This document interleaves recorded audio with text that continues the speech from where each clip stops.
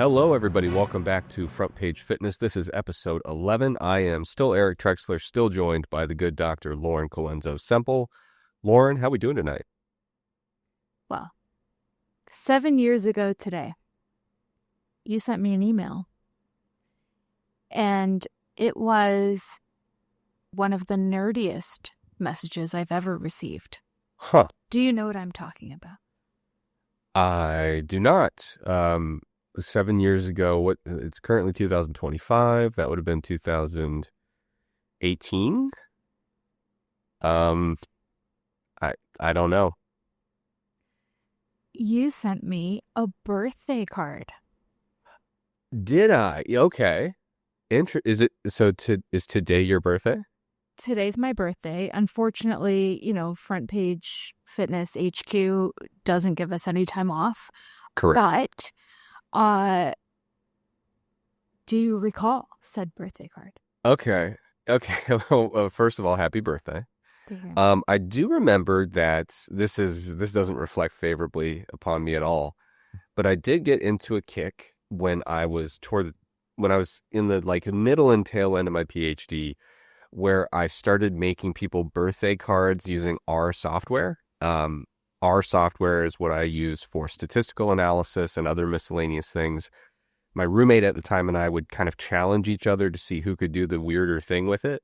And he's actually a professor now at Texas Tech University, and he won the challenge. But it was our fun way of kind of just saying, hey, this is a really useful thing. It's helpful for research. Let's dig into it and uncover every rock and see what we can do. So I ended the challenge. It got too weird for me when he texted me on my phone from R. I still don't really know exactly how he did it. That weirded me out, and I said, this is too much. You win. But yeah, I did get into a kick where I was making people cards in R, but I can't quite remember exactly what I would have put in yours. I'm sure that I made the outline of your name Lauren, and I'm sure it used some kind of relevant character to kind of fill in all the letters, but you tell me, what did I do? So yeah, it was Happy Birthday, Lauren, and then it was also a picture of the Happy Birthday protein bars. What is a Happy Birthday protein bar? It was an Optimum Nutrition. Okay, yeah, protein okay. bar. And it was very creative, and I appreciated it, but again, both sweet and weird. Yeah, I've been known to do that. Also, at that time, I was on a big kick where I was eating those Optimum Nutrition, the little birthday cake protein snacks, which they were really good, but I wouldn't be surprised. They still exist, I think. I wouldn't be surprised if there was some kind of explosive article saying those were just Little Debbie snacks. I trust Optimum Nutrition. They're a very legitimate brand. But the fitness world has seen that many a time where it's the can't believe it's low calorie, high protein ice cream is just ice cream. And the can't believe it's low calorie, high protein cookies are just cookies. But I trust Optimum Nutrition. As well. Chips. I have not seen those explosive allegations, but I did kind of get into the pattern where I basically developed a strong distrust for anything that is just too delicious. And those Optimum Nutrition snacks were incredible. But what did I make when I plotted out Happy Birthday, Lauren? That was plotted as if it were data. What was the actual character, the little icon that was used to plot out those letters?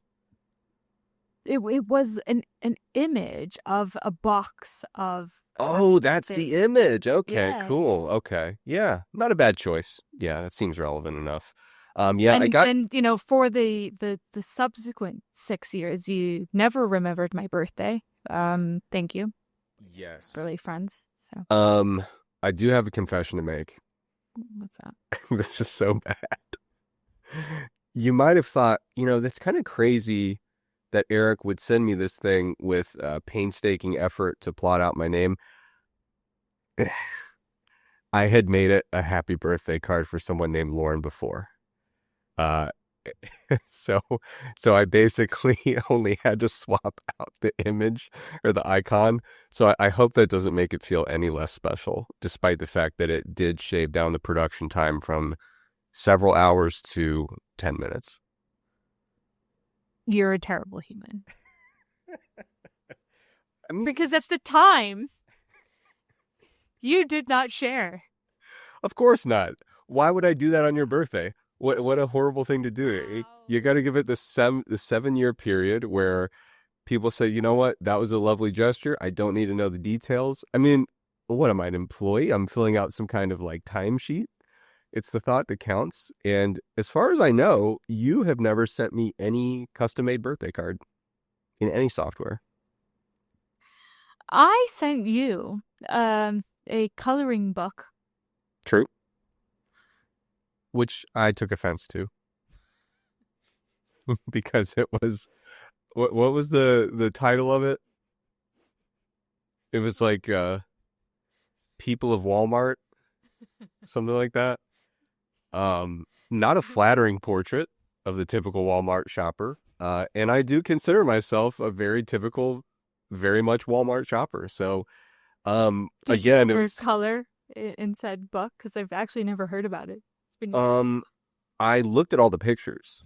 Like I did flip through it and enjoy it. So, So basically, for the listener, it's like people shopping at Walmart with what's a nice way to say when one's shorts slash underwear are exposing their ass crack. Yeah, it's kind of a whole genre, I would say. Like that's definitely represented well within the pages. But it's kind of like it leans into the stereotypes of, Walmart, which is not in America perceived as a very high-end brand.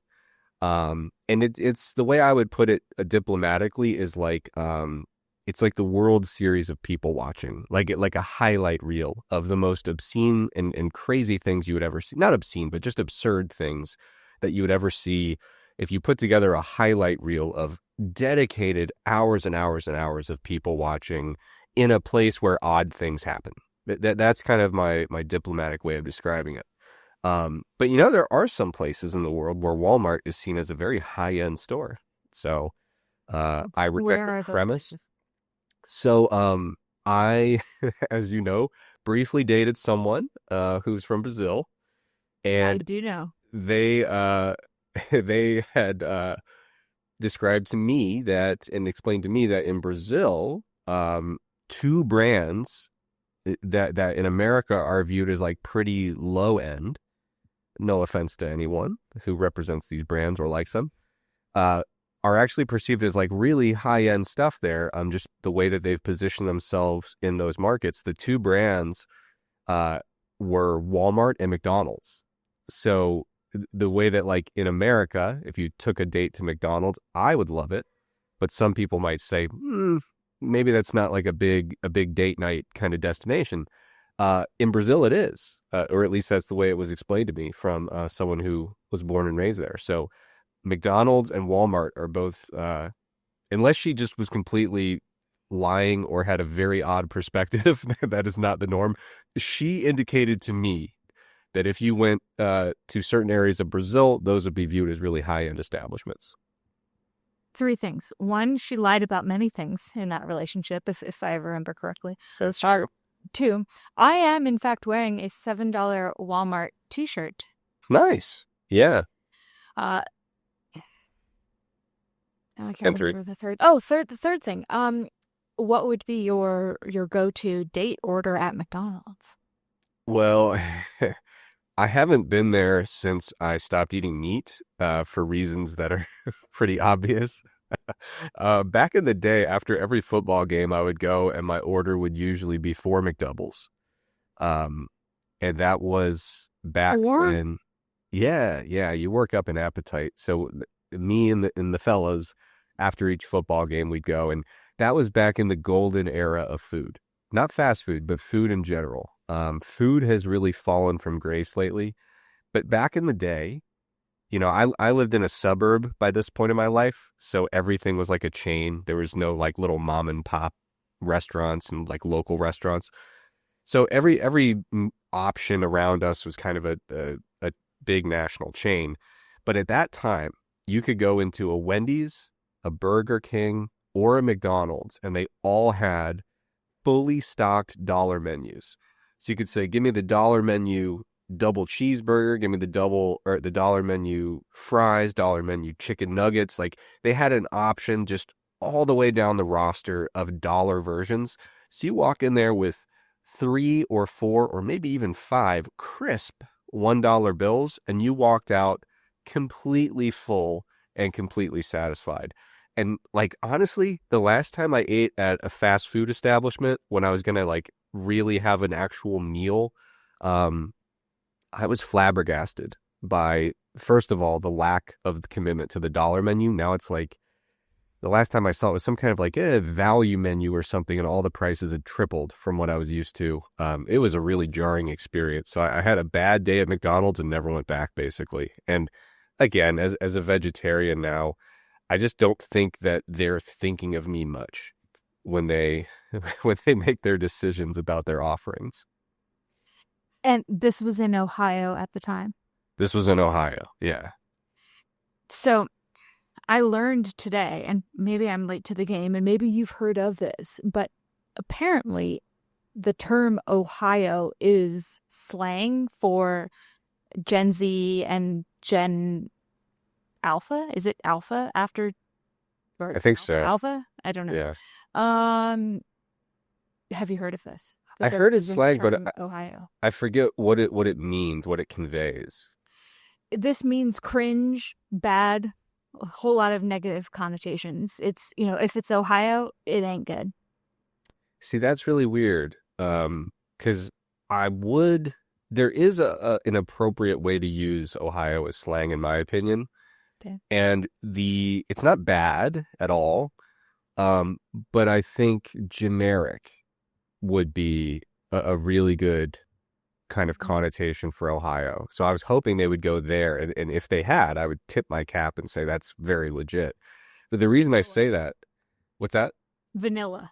Yeah, totally vanilla, generic. The reason I say that is growing up in Ohio, especially central Ohio, all the big national chains, whether it was clothing retailers or restaurants, they would always test their new menus and new menu items in central Ohio because they said, if it works here, it'll work in America. If it doesn't work here, it won't work in America. Like this is our perfectly average, no uniqueness, no flair or flavor. Just this is America condensed into a city.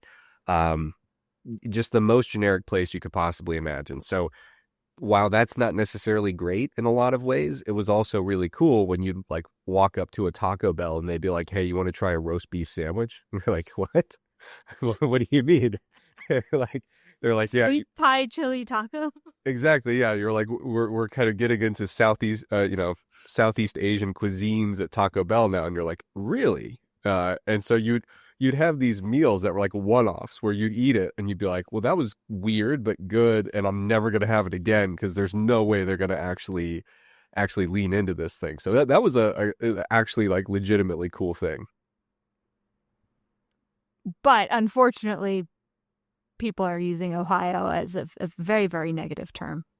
Yeah, it's a shame. I think there's so much opportunity to really make that a useful and accurate slang term, and I think Gen Z let me down, unfortunately.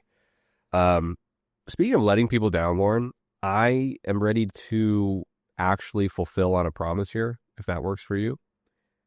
I believe I've let the listeners down, which is the last thing we want to do for the good listeners of Front Page Fitness. But a lot of people apparently have been contacting you, Lauren. People haven't really been contacting me very much. I've gotten a few people, but people really want more details about the pants that I advertised many episodes ago. Advertised colloquially. I don't actually have like an affiliate link. I wish I did.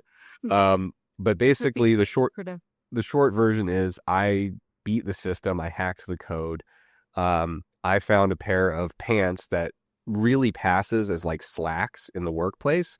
And they're basically sweatpants. They are made for older individuals. They are geriatric pants, and they have like a totally elastic waistband with belt loops, though, if you want to look the part and put a belt on.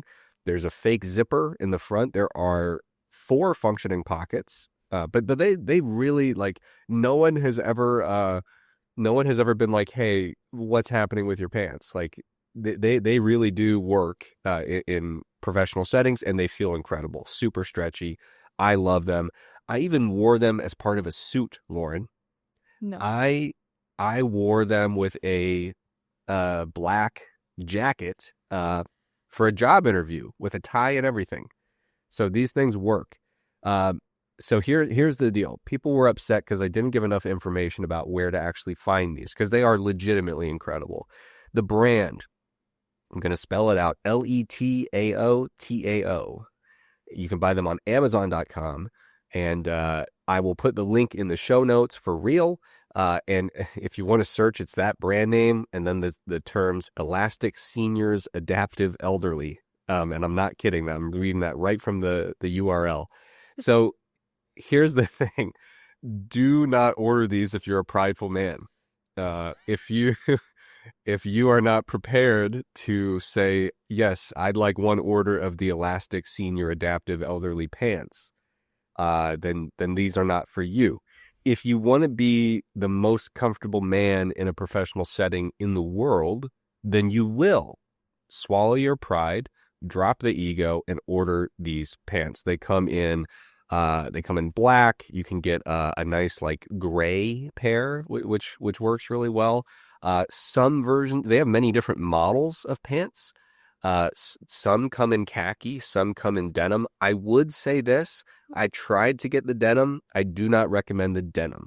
The denim ones look very odd and don't feel quite as comfortable. So skip the denim, just get regular jeans. But for everything else, get your Elastic Senior Adaptive Elderly Pants. Are we good there? Do they come in a short variety because it's summer and maybe people want to wear shorts? I don't know. But this is one of those brands that is big enough. If you look them up on Amazon, they have a whole like store. So you can look through, they have a lot of different products. The one thing I will caution you about if you go to the store, I think that they decided to use AI renderings instead of actual models. And most of the time it works well enough, but they appear to also sell children's clothing. And I was legitimately terrified when I went to the store as I was trying to find the link for these. I want to make sure I got the right product. Their AI rendering of the children is like absolutely haunting. It's something is off in the way that it's done, and there's something about their eyes. It's very sinister, Lauren. So I do encourage you and everyone else, go to the homepage of their store on Amazon and let me know if I've lost my mind. There's something, it's, the term they use often is the uncanny valley, where it's like if there's a form of animation where something looks almost real, but just slightly off, it's humans just have this natural response of being very unsettled by it. Whereas like if something's clearly a cartoon, we say, oh, look it's a cartoon, no big deal. But it's that middle ground where I'm like, you don't look real, but you don't look not real enough to just write it off as a cartoon. Very unsettling, but the pants are great, Lauren. Our listeners will be grateful, even though a part of me is dying inside. Yep. So Lauren, we got to get into some health and fitness nonsense. We've covered all the other nonsense. Let's do it. All right. Let's see here. This one is a big fad these days. I'm sure you're going to deliver a glowing review. But you linked to a science alert. So getting away from your typical New York Post briefly. It says, doctors deliver verdict on TikTok's mouth taping trend. And this is something I've seen, not by my choice. This is something that has inundated me and my various timelines and algorithmic offerings. So I've seen a lot of people are really into this. They are taping their mouth shut, usually before they go to bed. So what is the verdict delivered by these doctors? Yeah, so this has been made quite popular by large influencers and some podcasters, and saying that, this is going to be a health game changer. Um, and, it's sort of a litany of solutions to problems you may or may not have. The marketing will say, "Oh, it's going to improve your jaw definition. It will improve your energy levels throughout the day. It's a sleep apnea game changer. Um, it will help you improve oral hygiene, and you know, Yeah. shockingly, it's actually not really evidence based. And so, Wow. unfortunately, or maybe fortunately, because honestly, like when I've heard this, I feel like if I taped my mouth shut, I would feel like I was suffocating. How could anybody go to sleep with your mouth taped shut? Yeah, I mean, for me, this is something I saw it, never once gave it any consideration because it seems ridiculous on the surface. There is a little bit of science I'll briefly mention before we totally pivot, but but I knew this was not the solution for me because I like cannot breathe through my nose. Lauren, you're very well aware of this. Anyone who's been with in a room with me at some point will say, is someone like dying or having some kind of respiratory distress? And I'm like, no, it's just the noise that my nose makes when I breathe and when I try to breathe with it. But yeah, so I wrestled for many years. I used my face as a hand essentially, and septum has been obliterated. I can't breathe, is basically what it comes down to. So I'm with you. I mean, I'm beyond where you're at in the sense that I think I might actually die if I tape my mouth shut. I don't think you would die, but I trust that you'd be highly uncomfortable, and I think many would. Yeah, I mean, which is why there are some sort of influential things that seem quirky or uncomfortable or expensive or strange, but this is a game changing one where, oh no, you have to tape your mouth shut for the entire night. It's not just one shot of apple cider vinegar or, one bottle of alkaline water or all of the other insane things that we chat about on this podcast. I think um, we're talking full night's sleep. You're not opening your mouth, and you are basically like a captive prisoner with your mouth taped shut. Yeah. I was going to say, this seems almost like the type of thing a parent would say with their like 12 or 13-year-old vain, like preteen or teenagers. Like, if you just keep your mouth shut for the next 8 hours, it's going to improve your jawline and it's going to make your face look way better. So lean all your vanity into just not talking for a while because you're just, I can't take it anymore. So it's like when like I remember the old thing back when I was a kid is people would say, oh, if you have caffeine, it'll stunt your growth. And a lot of times I was just parents saying like, I don't want my kid on caffeine because they're going to be unbearable, and they want to grow taller. So that's the line. But yeah, I saw this as a trend, and I think, like you said, I mean, if you rigorously assess like what would actually happen if you did this, the answer is like generally nothing. But I will acknowledge, as I mentioned, that it is true that like your nose and your mouth are different things. And so, there's been much research into like, well, what actually happens in nasal breathing versus oral breathing. And it is true that tiny, tiny, tiny effects, like barely large enough to actually observe and measure. They have found that with nasal breathing, it will potentially relax your airways a little bit more.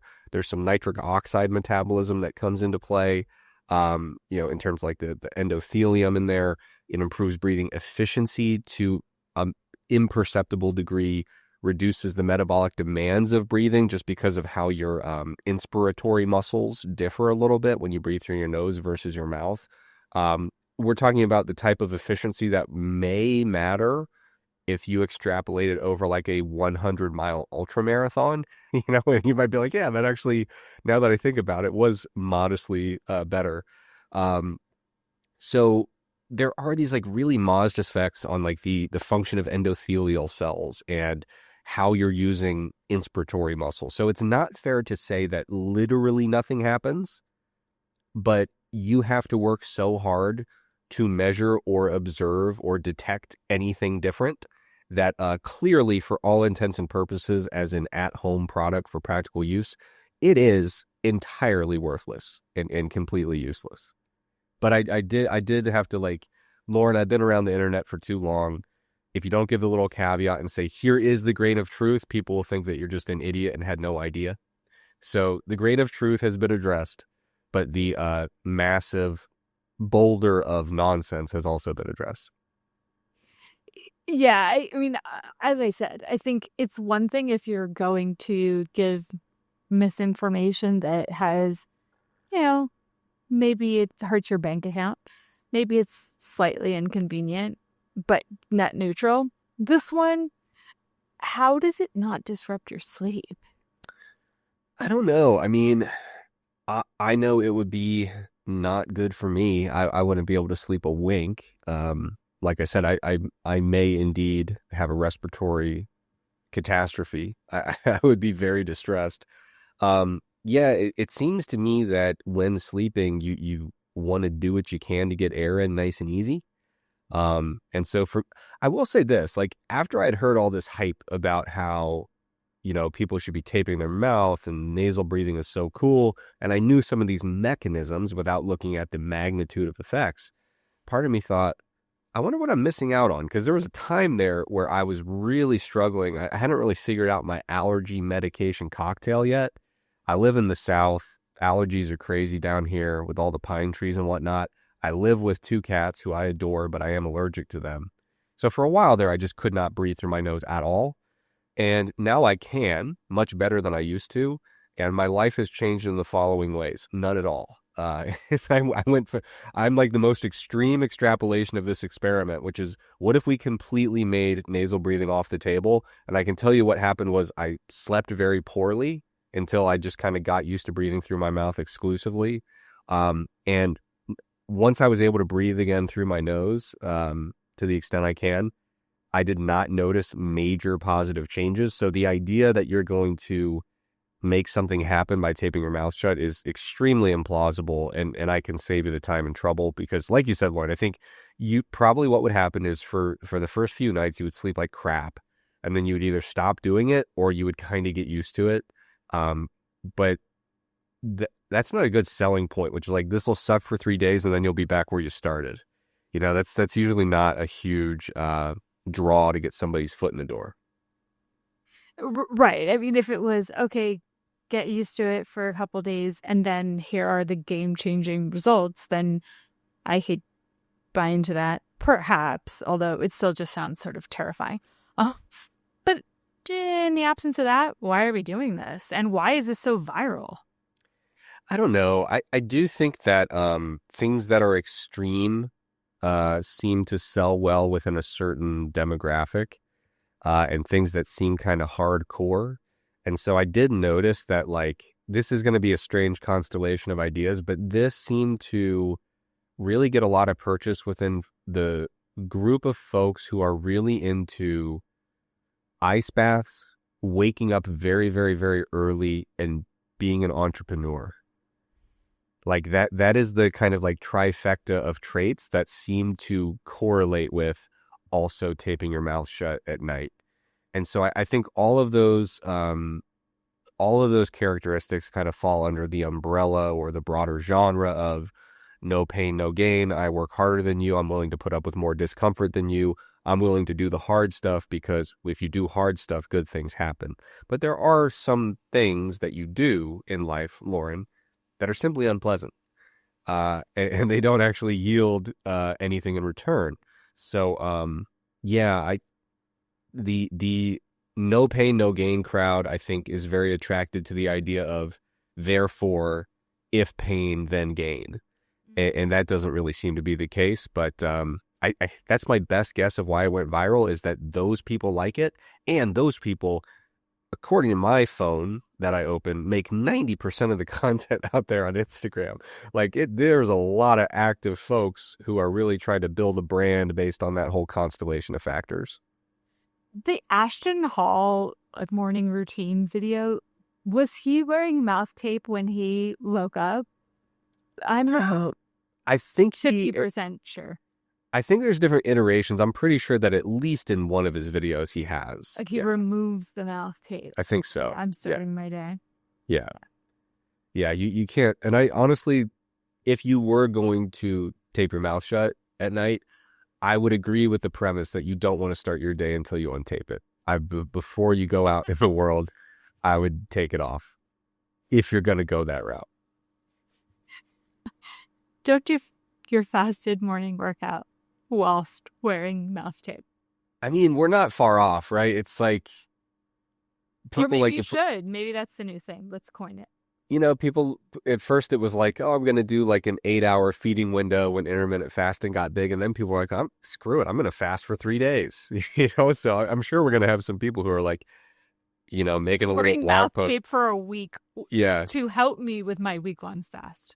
I will not be opening my mouth for a week, and my jawline at the end of it will be exceptional. Follow along, like, rate, subscribe, review. That's our new challenge to the, even though no one has ever done any of our challenges, not a single person has taken us up on the raw eggs, on the many, many pounds of cheese and butter. I mean, why are we issuing these challenges if you guys aren't up for it? But let's just throw it out there in case anyone's up for the week-long mouth taping challenge. And you can report back. Yeah, we'll try, see if it sticks. I do think the fact that we as an entity are financially solvent is directly related to the fact that no one has tried any of the challenges that you've proposed. Because I think the liability would be heavy. We are a team. I feel like it's usually you pushing people into these bad decisions, but nonetheless, mouth taping, I think we can cross that off the list. Okay. All right. This one, Lauren, this next story intrigued me because it really hits all the sweet spots for me. Gas station heroin. So the headline from the New York Post, your old flame, your go-to, it says, gas station heroin supplements are widely available, but experts warn of underlying danger. Yeah, I mean, this is not your grandmother's gas station heroin. So, Lauren, what in the world is happening here? So I'd never actually heard the term. Had you? I heard about it vaguely, and honestly, I think it says a lot about me and the state of just the supplement world that I saw the headlines and just said, that's fine. And I didn't even bother. It didn't even pique my curiosity because it's like I've seen it all. So I vaguely heard about it, but not until this did I actually look into it. Yeah, I mean, you see those small bottles at the gas station checkout, and they're usually, 5-hour energy or something. Yeah. So when I saw that, I was curious because I thought, you'll get your horny goat weed, maybe. I was, and worse. Yeah, you'll get, there's I feel like it kind of a descending path of 5-hour energy. I guess I could go for that. And then it's booster testosterone. You're maybe. And then it's just completely graphic depictions of what you'll be doing sexually for the next 8 hours if you take this one pill. So yeah, it really devolves into that kind of genre. But honestly, I have to admit, I don't usually do a lot of in-store gas station purchases. Right. And so I've been out of the game for a while. I did not know that we had gone past the, last for 14 hours pills. And then we were into this is heroin pills because that's a new thing that I had not ever seen.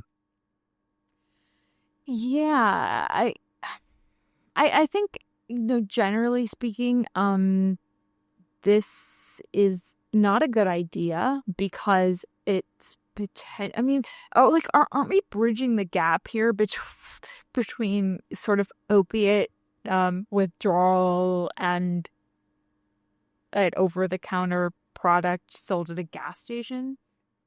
Yeah, I mean, you could kind of like imagine you were making kind of like a diagram, like a flow chart or something, and you break things out into more specific categories, right? So let's say under the category stimulant, you'd be like caffeine. Yeah, there's times and ways to use that well. Methamphetamine, probably not. Cocaine, definitely not. You can kind of categorize these things in a taxonomy. Under the heroin category, it doesn't really matter if it's like heroin gas Sure, station like versions versus like heroin, you know, got it in the back alley version. Both of those versions you don't really want to go near. So you're right, Lauren. We're at this weird intersection of like I I generally have a distrust of nutraceuticals that I purchased at a gas station, but also heroin is allegedly the best case scenario according to the label. So they don't literally say this is heroin, but it's they kind of tell you what you're getting at in terms of how the label's put together and the type of claims it makes, you know? I enjoyed some of the comments where I wouldn't even eat a hot dog from a gas station, much less an unregulated drug, Yeah, so which is look valid. looking at the bottles, it is like very odd. Like this one is just it's called Neptune's Fix and it just says elixir. And it does say to their defense, the main ingredient, this thioneptine. I'm not really sure how to pronounce it. It's one of those words I'll never hear it spoken in my entire life, but I'll see it written. Ooh, here's one, a different one called White Magic, and it just says euphoria, happiness, bliss. And honestly, this makes it look like gas station Molly or like gas station ecstasy. Like it's people like kind of at a rave with confetti falling. Um, Purple Magic. Yeah, a lot going on here with these different variations. So you know what, Lauren, as hard as you are on the New York Post, props to them for like giving a good blend of some of the labels here, the different branding. But yeah, Lauren, I saw this because you kind of sent it my way, and I was like, well, let's look into what this actually is. This kind of main ingredient that I mentioned there, this tioneptine or tioneptine. And so this is basically in some countries an actual approved pharmaceutical drug, and it falls under the category of an atypical tricyclic antidepressant. So this is like a pharmaceutical grade agent that does things to your brain and neurotransmitters. So like it's one thing with a lot of supplements, usually people are kind of conditioned after many, many years of the supplement industry doing its thing to think like, okay, I'll try this supplement and worst case scenario, it'll do nothing and I wasted a few bucks, right? And it's really important to recognize that's not true. There are, even aside from the obvious like gas station heroin stuff, you really shouldn't go into supplementation with that flippant an attitude because there are supplements that if you take too much, they can damage your liver. There are supplements that can interact with drugs that medications you're taking. But this particular quote unquote supplement, this does not meet the definition of supplement in any way, shape, or form. And it's interesting because I saw some states have actually moved to consider this a controlled substance. So there are at least a couple states that happen to be in the southeastern United States. I'm thinking maybe that's where it's kind of caught on. But a couple states have already made this ingredient a controlled substance. They put new legislation on the books.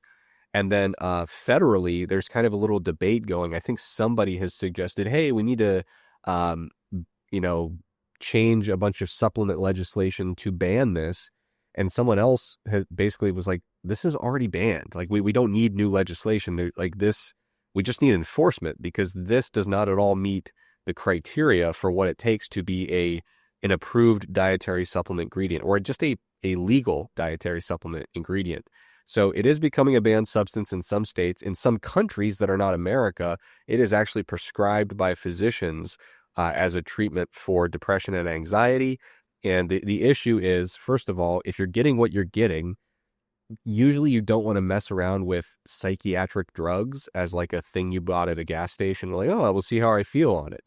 Right. Like it's really serious stuff. Like your neurotransmitters are important. They do stuff.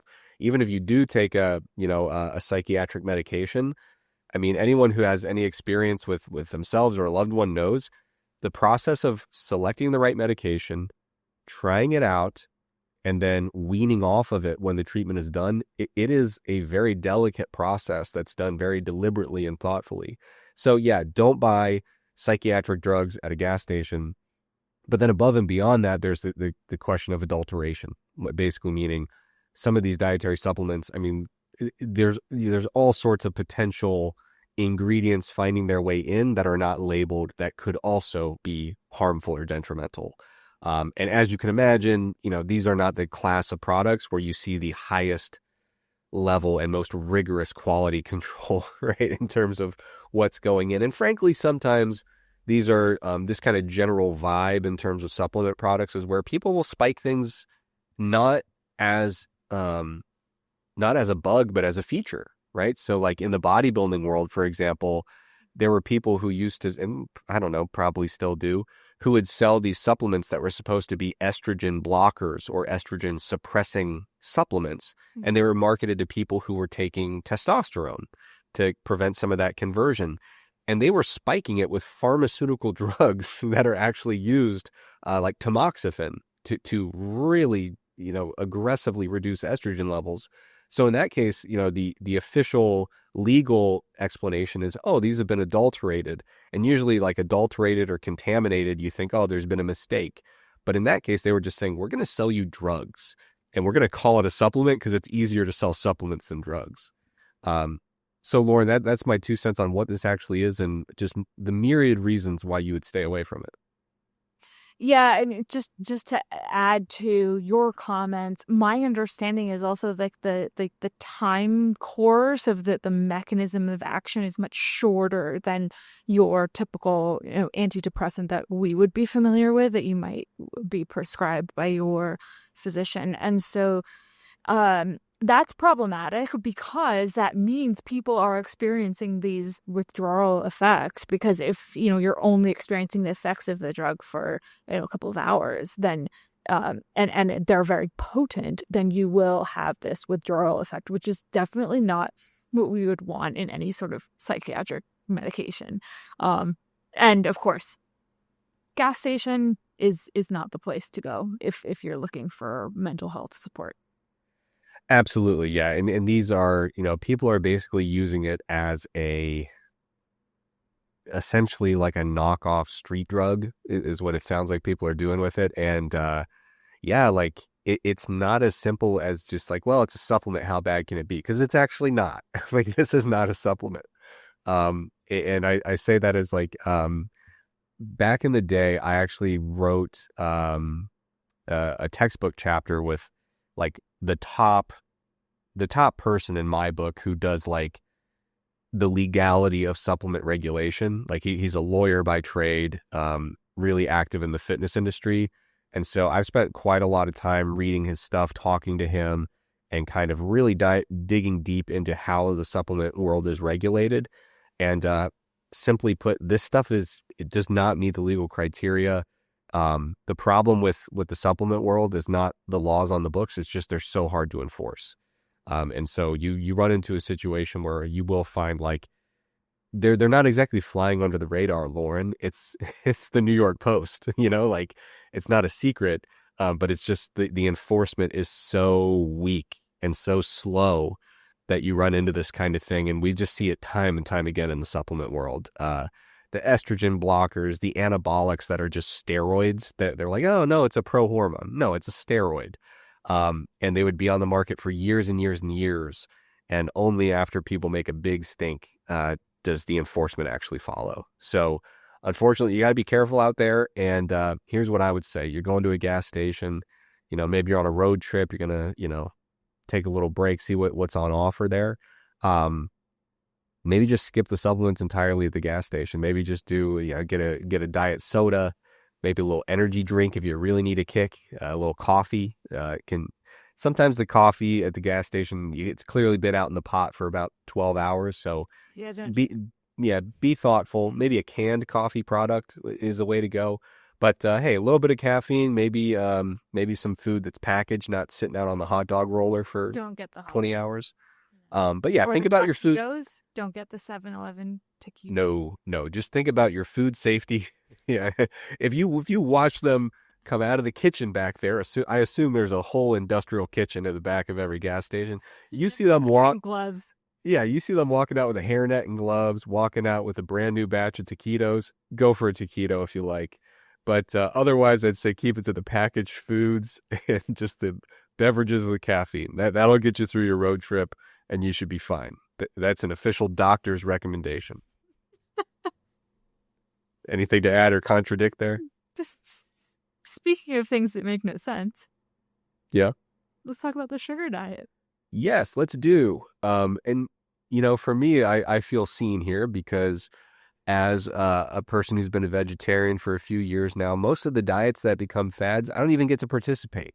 Carnivore diet, what am I supposed to do?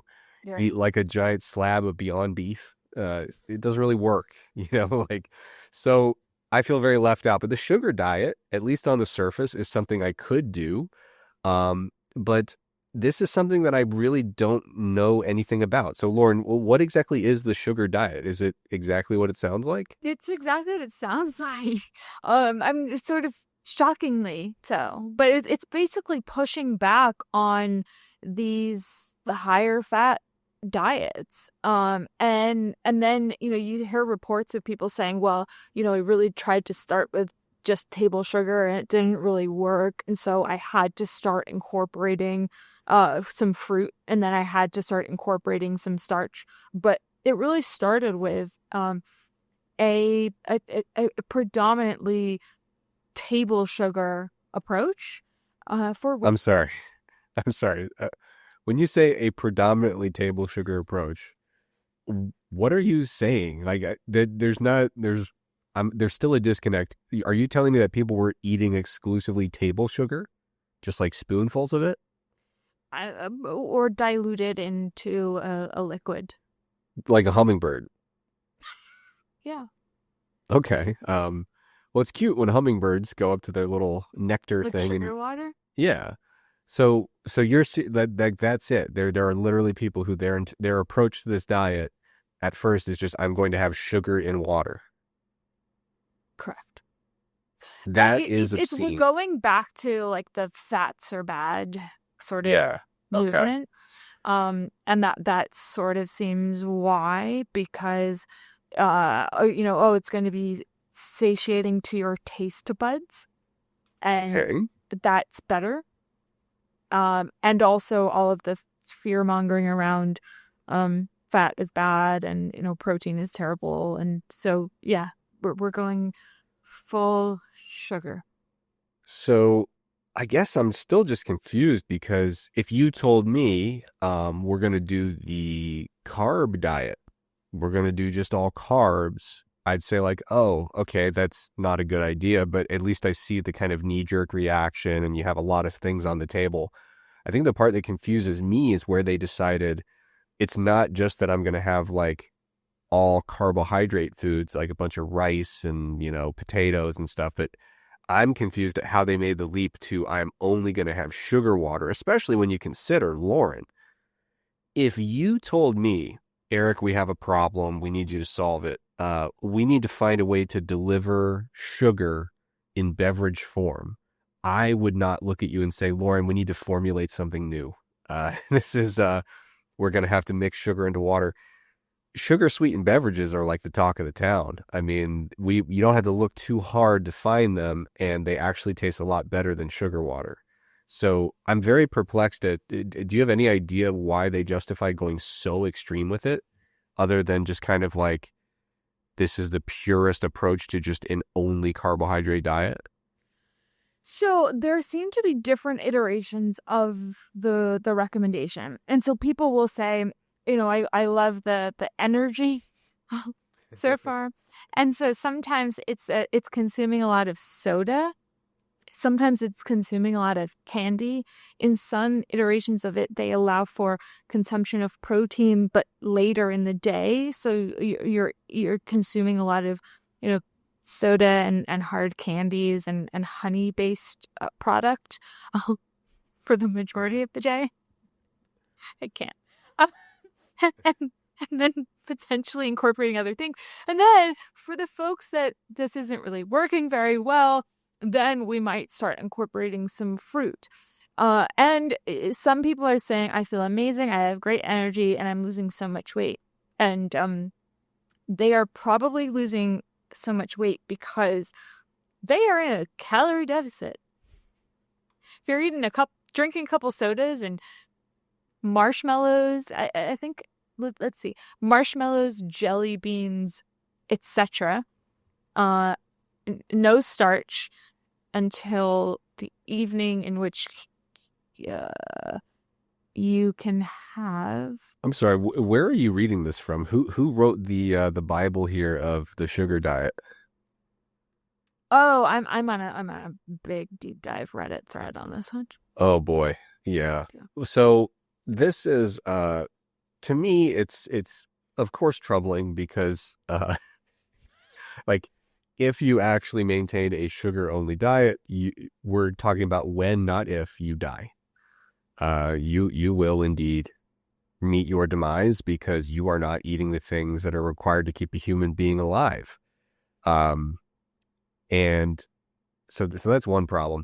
Another problem, more practically speaking, Lauren, is have you ever had, surely the answer is yes, I would assume.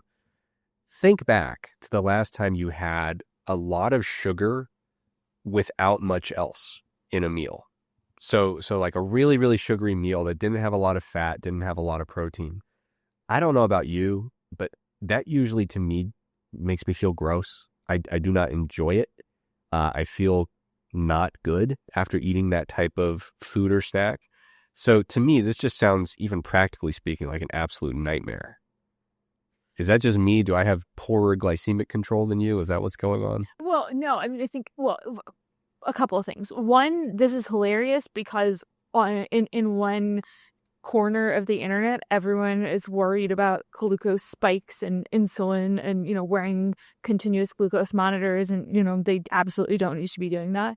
And then in the other corner of the internet, we're eating pure sugar and losing weight.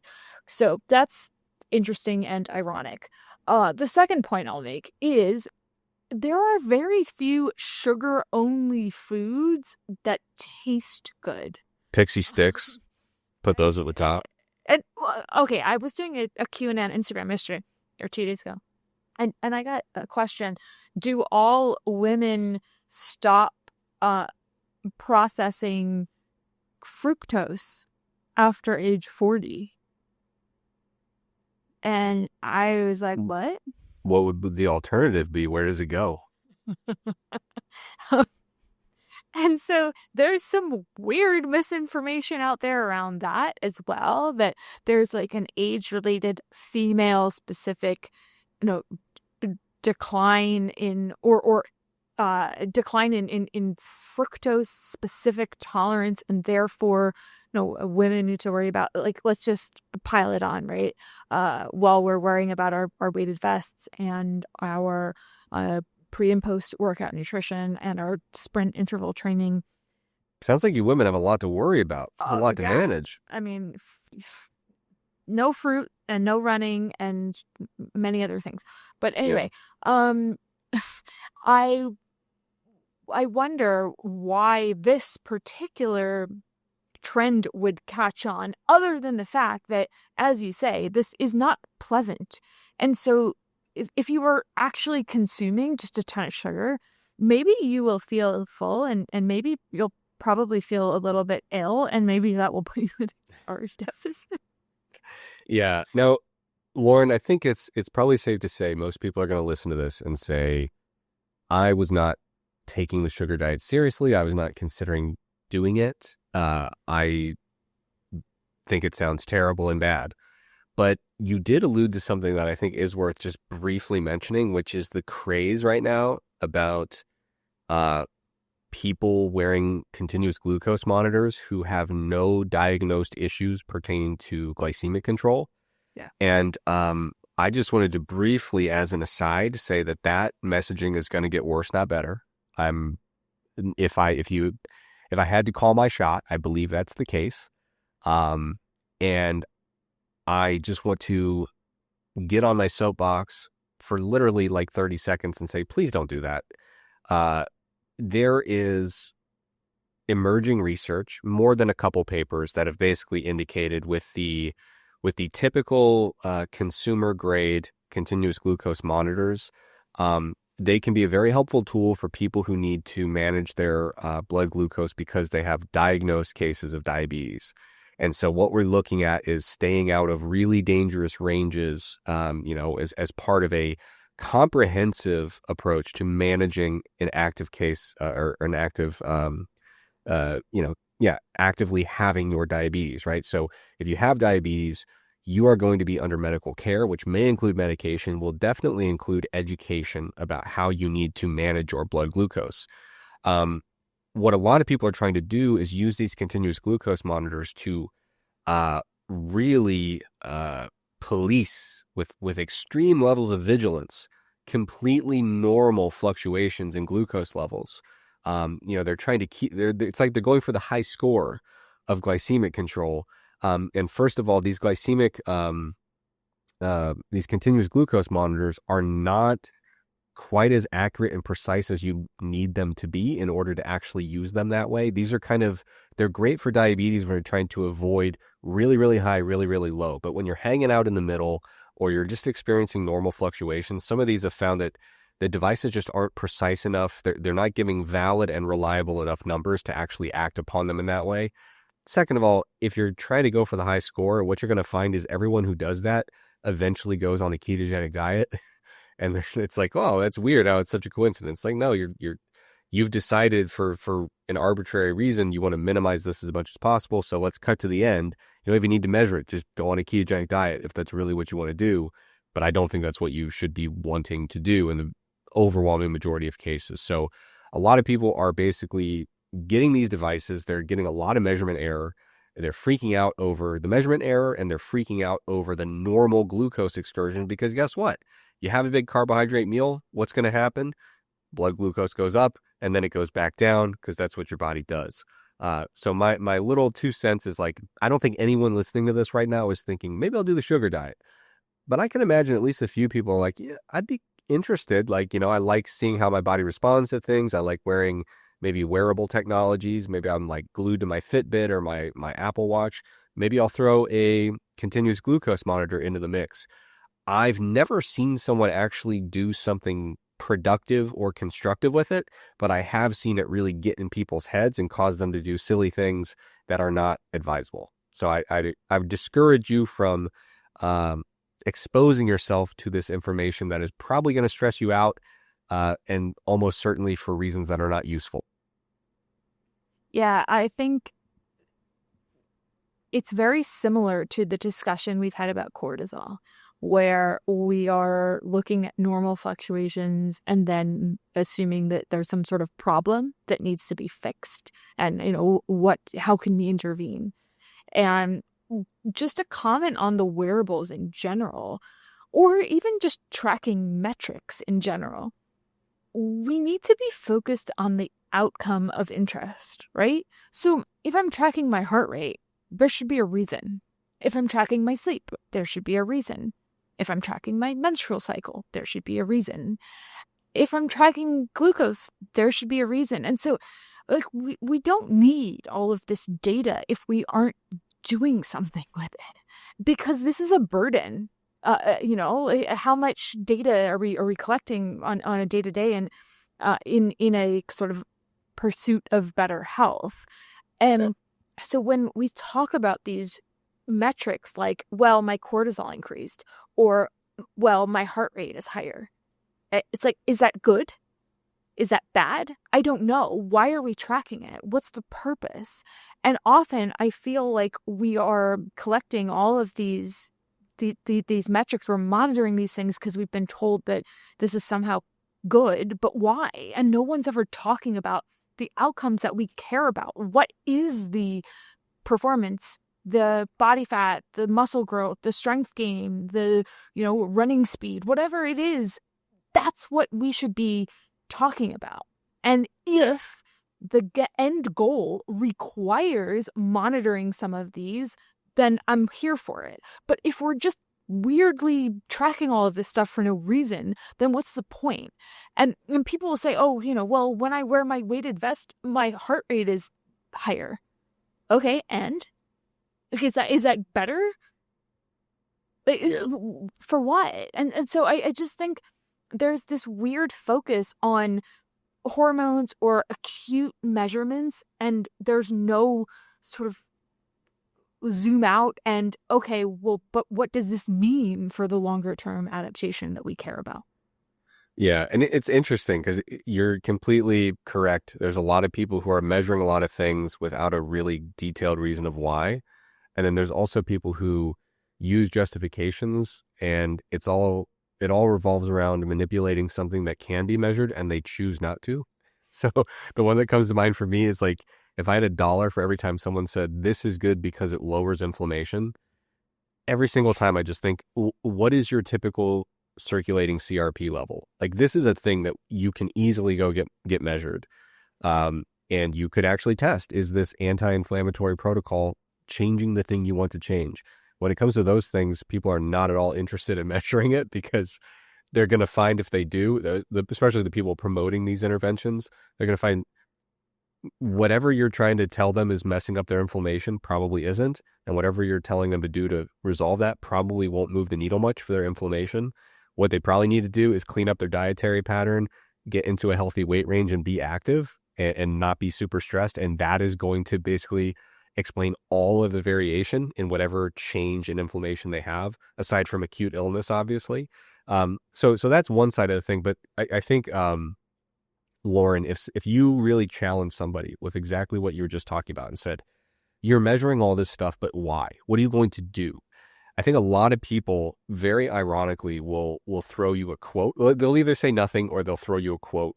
The classic quote, what gets measured gets managed, right? So it's kind of the idea that if I really even have a long-term intention to act upon this, I better get the information anyway, even if I don't have an acute, immediate plan to do something with it. But the reason I say it's ironic is that is a tragic misquote. It's one of those quotes that has been distorted over time to the point where that is just the new quote. But the actual original quote was someone who's talking about basically in a business setting, like organizational kind of management setting.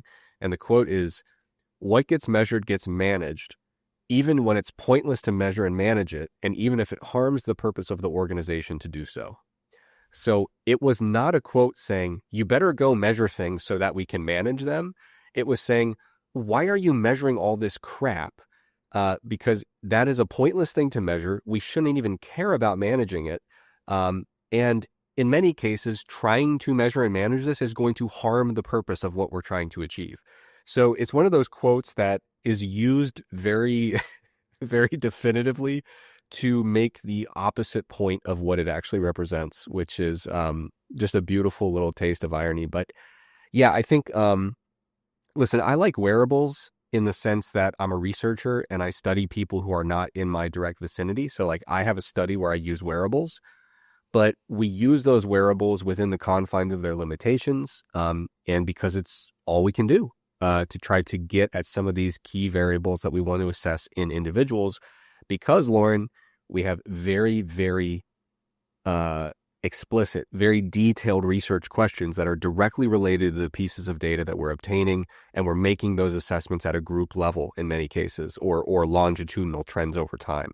But yeah, for people who are getting, who are wearing maybe iffy wearables that at a group level can give you a good estimate, but at the individual level are prone to error, and you don't really have a plan for what you're going to do with it. But, when you see the number turn red, you know that bad things are happening. And when you see it turn green or the other color, things are okay. Basically, what you've given yourself is a minor stress-inducing device that ultimately is not going to bear any fruit without some kind of detailed plan for what information am I getting? how reliable and valid is that information, and what will I actually do with this? And most people fall very short of kind of checking those three boxes. Yeah, and I think that the practical application of some of these things sort of takes away your agency, right? So if I wake up and I feel good, and then I look at whatever sleep tracker I'm wearing and it said, you slept horribly last night, you shouldn't do anything today. Is that good? Is that good information? Is that helpful? Or would it be better if I wake up and I assess how I feel and then I don't decide from there? Or even if I did sleep like crap, maybe I'm going to the gym anyway and just having a less than stellar workout. I Yeah. just, for the average person, I don't see the utility in tracking a lot of this stuff. And I see a lot of, just noise and confusion because now we're piling on all of these trends or just roadblocks, confusion, just instead of saying, hey, let's do the basics consistently. Yeah. No, I totally agree. I've told multiple people in my life who are like, I think I might get a sleep tracker. I'm like, please don't. Like, if you want to track your sleep, when you go to bed, see what time it is. When you wake up, see what time it is. That'll give you an estimate of how long you were asleep. And then when you wake up, see how you feel, right? Like, And if because, you woke up 10 times, you know that you did. You right. don't need a And wearable to tell you. yeah, and I know that people are going to say that's stupid. Sleep is complicated. There's, of course, you could do an in-depth sleep study where they're actually using Sure. legit equipment and they're getting all the information they need there. But when we're talking about error-prone wearables that really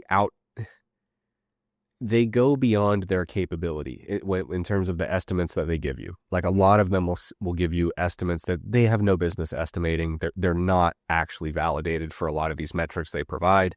And yeah, like you said, Lauren, I think the psychological component is so big of, if you're someone who has kind of up and down sleep, the last thing you need to do is wake up and, before you make an assessment, say, oh crap, yesterday was a bad sleep day. Now I feel like crap and my workout's going to suck. I'm going to be kind of going to have a foggy brain at work. I need to just go back to bed and try again tomorrow.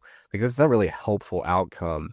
And yeah, the psychological part is so big. And that's why, I mentioned, like, as a researcher, I like wearables because they help us get estimates of things that we can't otherwise get at, as long as we're using equipment that's validated for what we're trying to get at. And that's our job, is to read all the studies, look at the papers, look at the numbers, and say, okay, I can use this wearable for this outcome at the group level, or in some cases at the individual level.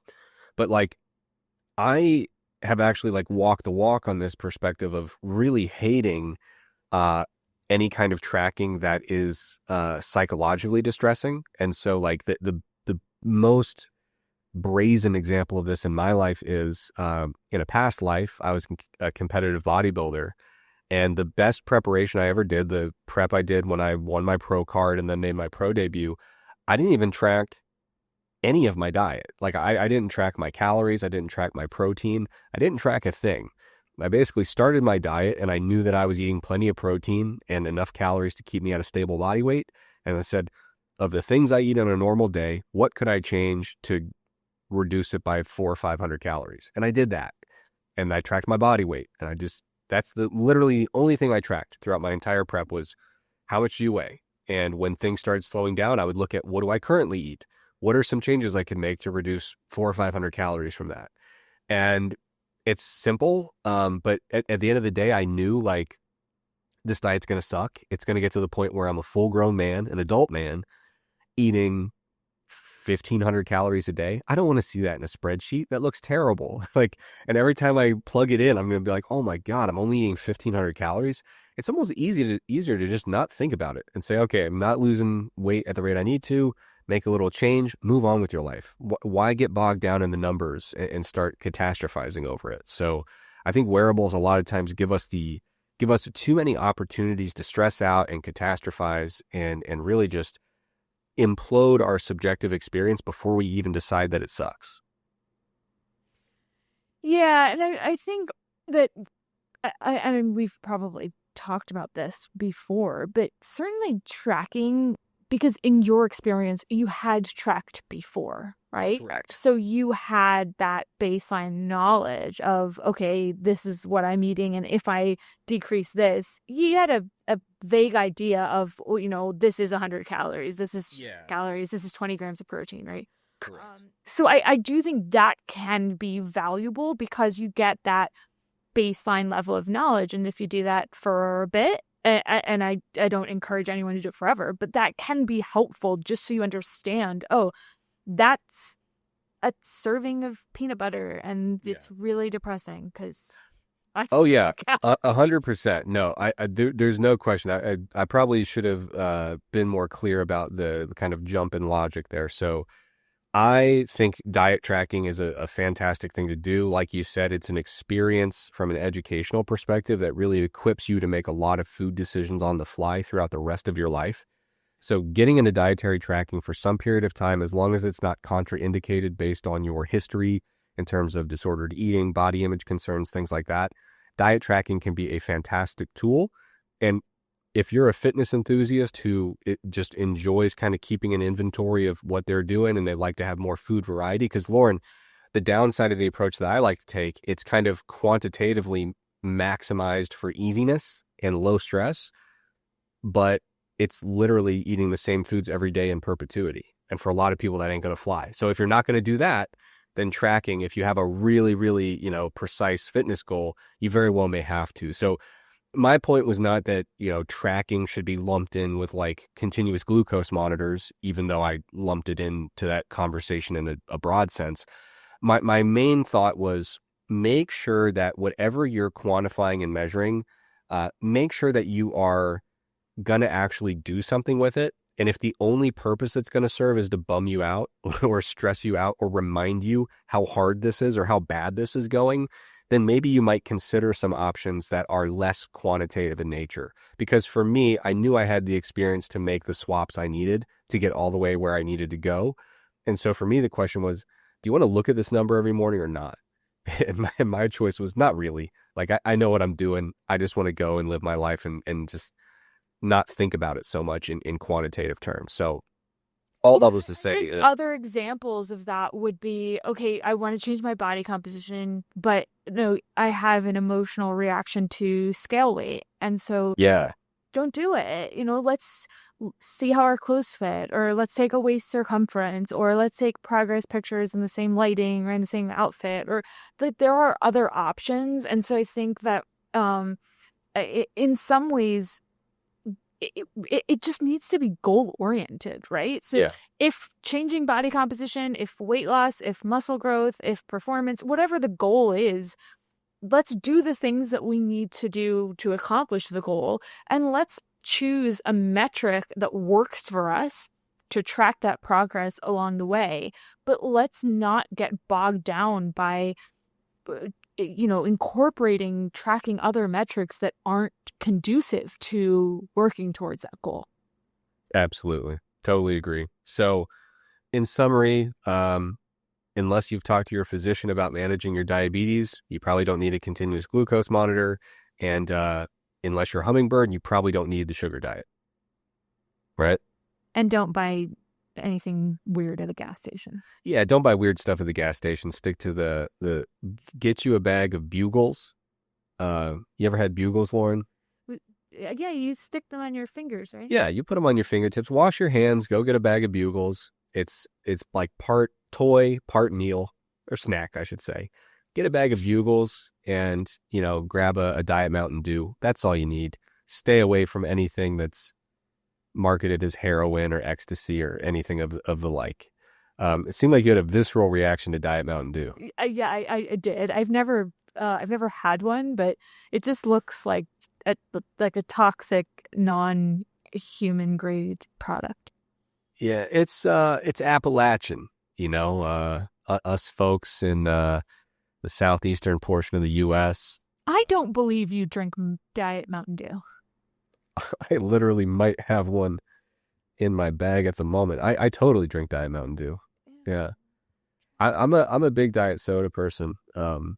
It's not my It's really good. And I've heard it actually mixes very well with bourbon if you are a person who mixes your bourbon. I don't. So I don't need your judgment, Lauren.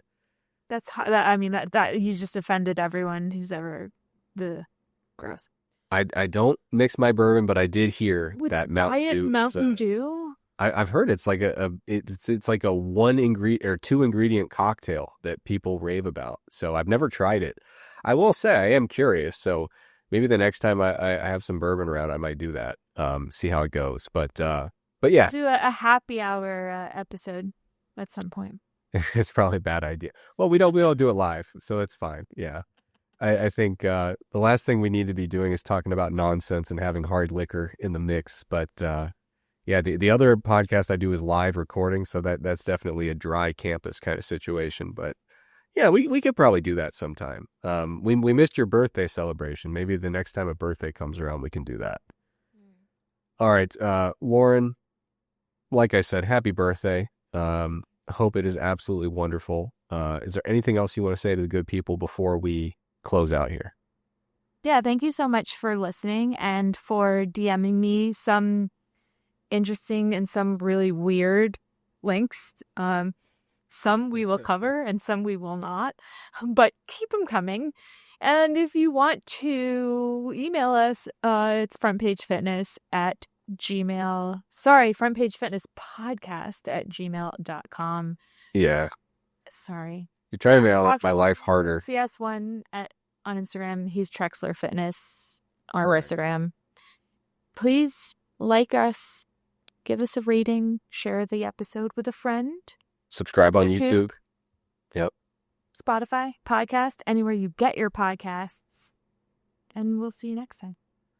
Absolutely. Yeah. Lauren tries to make my life harder because I have to go back and edit every time she gives out the phony email that doesn't belong to us. So Front Page Fitness Podcast. I tried to get the better email. It was taken. All right. Yeah. What are we going to do? Some imposter out there who thought they would do that podcast and probably didn't.